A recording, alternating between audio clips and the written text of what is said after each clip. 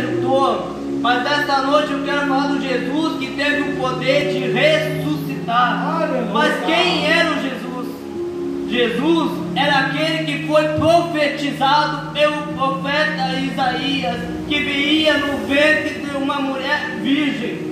O mesmo Jesus que eu apresento aqui nesta noite é o mesmo Jesus que nasceu em uma manjedoura. É o mesmo Jesus que eu apresento aqui nesta noite. É o mesmo Jesus que aos 12 anos de idade estava ensinando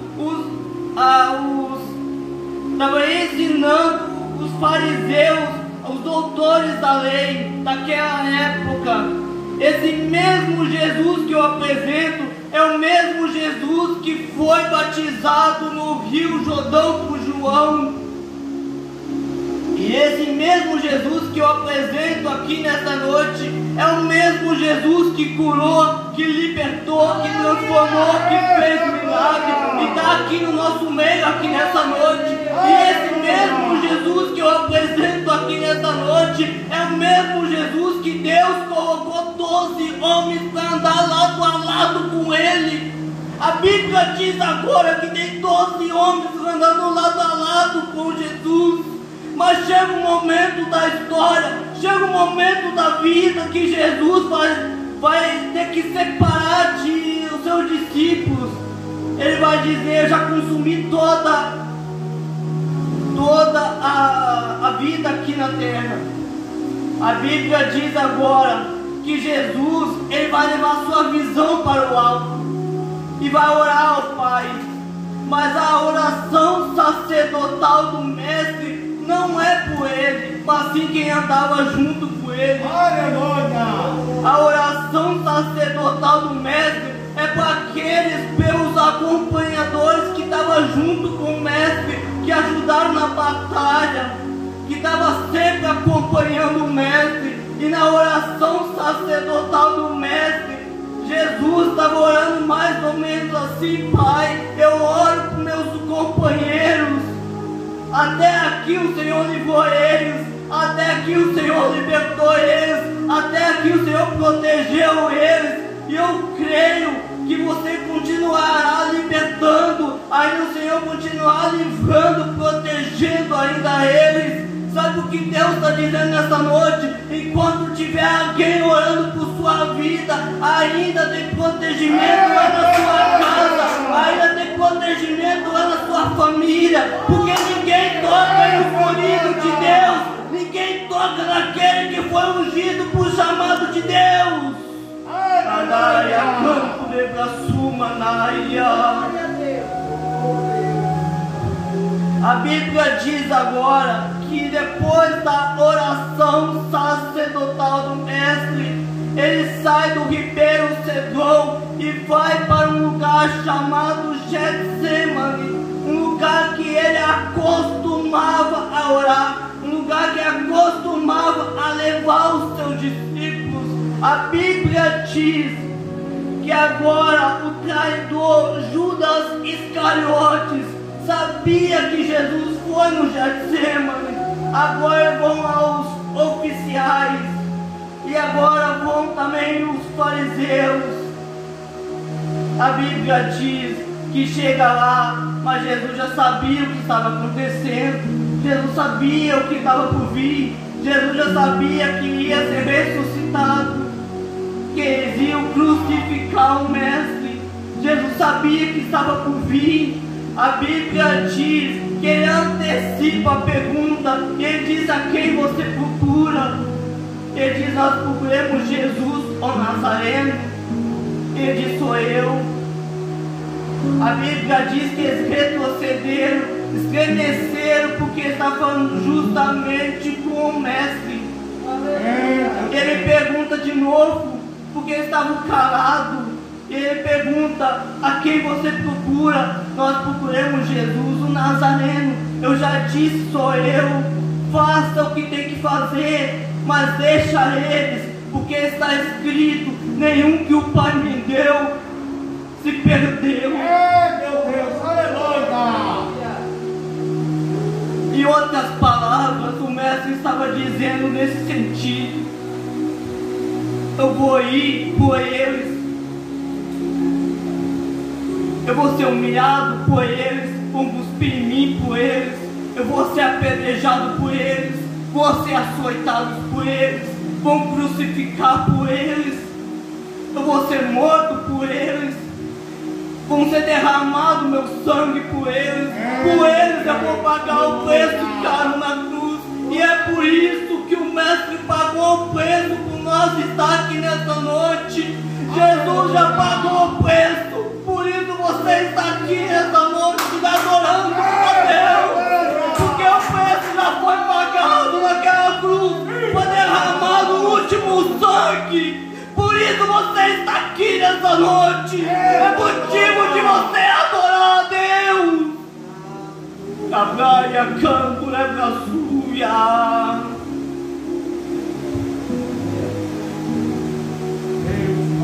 A Bíblia diz que Deus enviou seu único filho por amor a mim e a você. Ele já pagou o preço. A Bíblia diz que sempre tem um. A Bíblia diz que Pedro, aquele nervoso, aquele que pega a espada e mata, aquele que queria defender com sua força, ele pega a espada e corta a orelha de um soldado. E Jesus vai ensinar que não é com a força, não é com a violência, mas sim através da oração, mas é através do joelho dobrado na presença do Senhor que vai vencer as batalhas do dia a dia. A Bíblia relata que agora Jesus é levado, mas isso me chamou a atenção, que se fosse Páscoa eles tinham que soltar alguém, mas quem vai soltar?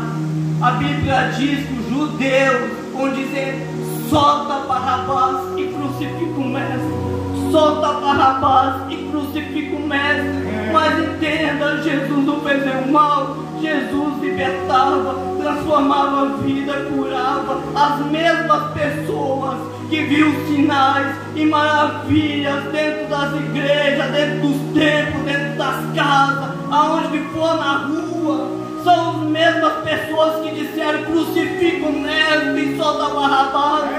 São as mesmas pessoas que aplaudiam e agora disseram: mata o Mestre. Agora entenda, Barrabás vai ser solto, mas se for solto daquela maneira, se a Bíblia diz que se Barrabás realmente fosse morto daquela forma, daquela maneira, com certeza não tinha salvação para ele.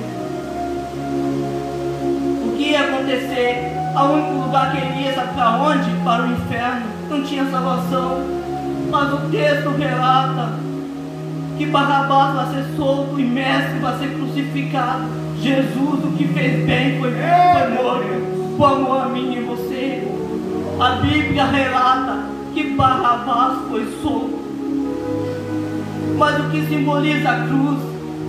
A Bíblia relata que a cruz, ela simboliza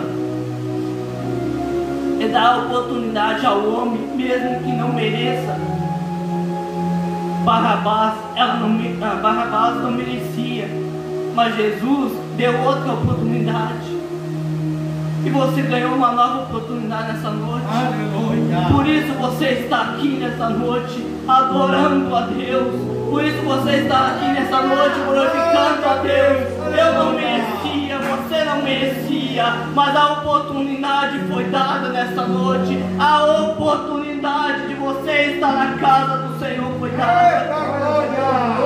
Mas o texto diz agora que crucifica o Mestre. Está na sepultura agora, para não perder muito tempo, porque a mensagem é bem extensa. A Bíblia relata que na sepultura, Maria Madalena aparece, retira a pedra estava retirada, na verdade. Ela olha para dentro e pensa: levaram o Mestre. Ela esqueceu tudo que o Mestre disse, que a hora ia chegar, que ia ser o que? Ressuscitado. Mas o texto vai falar que Maria Madalena faz o quê? Ela volta onde está a casa onde estão os discípulos. A Bíblia diz que voltando lá vai dizer para Pedro, para os outros discípulos que levaram o mestre. O Pedro, a Bíblia diz que Pedro sai correndo e o outro discípulo sai correndo junto.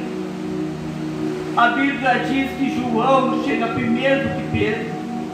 Mas por quê? Se Pedro chegou primeiro, aqui eu entendo uma coisa, que tinha dois sentimentos, o de Pedro e o sentimento de João. E o sentimento de Pedro, o sentimento que errou, que negou o mestre, que pecou, o sentimento que fracassou. O sentimento de João é o sentimento que amou, o sentimento de amar o mestre. E a pergunta nessa noite, qual é o teu sentimento? O sentimento de Pedro, o sentimento de João. Não importa o seu sentimento de João ou de Pedro. O que importa é você se aproximar do mestre. Você pode ter o sentimento de Pedro, mas é necessário, sabe o que? Se aproximar do mestre. Porque o que está em você não vai contaminar o mestre. O que está em você não vai contaminar o mestre. Mas o que está no mestre é que vai estar te contaminando. Sabe o que é? Santificação e purificação. Pode ter errado, pode ter fracassado, pode ter pecado, pode ser que o sentimento é que você errou, mas é necessário, sabe o que? Se aproximar do mestre nesta noite. O texto vai dizer agora que João chega, mas João não tem atitude de entrar no sepulcro. E o que é necessário na vida de um cristão, sabe o que é? A atitude. Pedro, ele erra, Pedro nega, Pedro peca, só que Pedro tem a atitude de entrar no sepulcro. Pedro foi aquele que errou, mas ele pensou, se eu errei, vou me aproximar do mestre. Mas e mais, a Bíblia diz que há os dois entram, e o que João vê, o que Pedro vê, um outro vê. A Bíblia diz que eles tinham conclusão, realmente levaram o mestre. Esquece tudo que aconteceu, os sinais, os milagres, esquecer tudo pela dor, esquecer tudo o passado. A Bíblia diz que eles vão para casa, mas Maria Madalena continua chorando por causa da dor, por causa da perda. A Bíblia relata agora que Maria Madalena vê 2 anjos.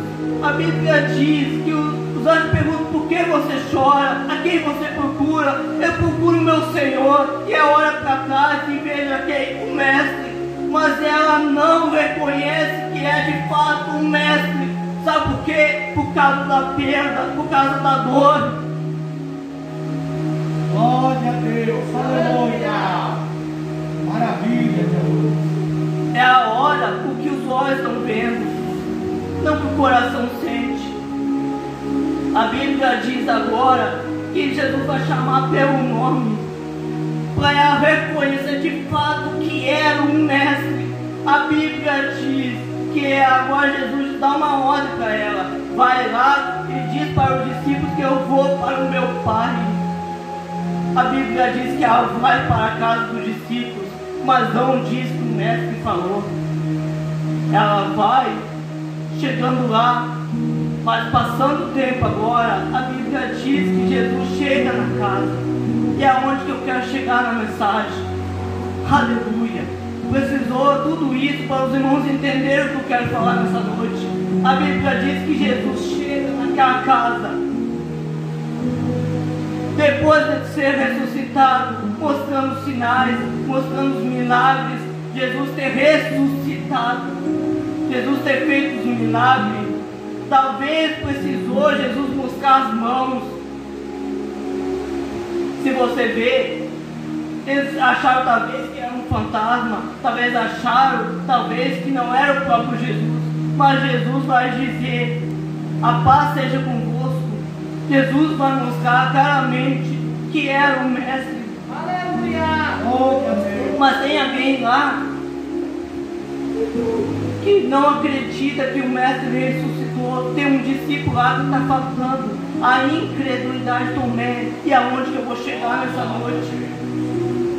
A Bíblia diz que 8 dias depois, os discípulos falaram para Tomé: nós vimos o Mestre, nós vimos o Messias, ele ressuscitou. Realmente as profecias que ele falou se cumpriu. Ele disse: só creio se ver os milagres, só vejo se crer os sinais. E você acredita que tem muita gente dentro da igreja como Tomé? Pessoas incrédulas só acreditam se ver os sinais e maravilhas. Eu vim dizer nesta noite que você não precisa ver milagre nenhum, você não precisa ver sinal nenhum, você só precisa sentir, sabe o que? A presença de Deus em nosso meio. Porque Jesus disse: eu vou, mas eu vou deixar outro Consolador, e esse se chama Espírito Santo. Ele vai estar todo dia conosco. Ele não vai deixar nós órfãos.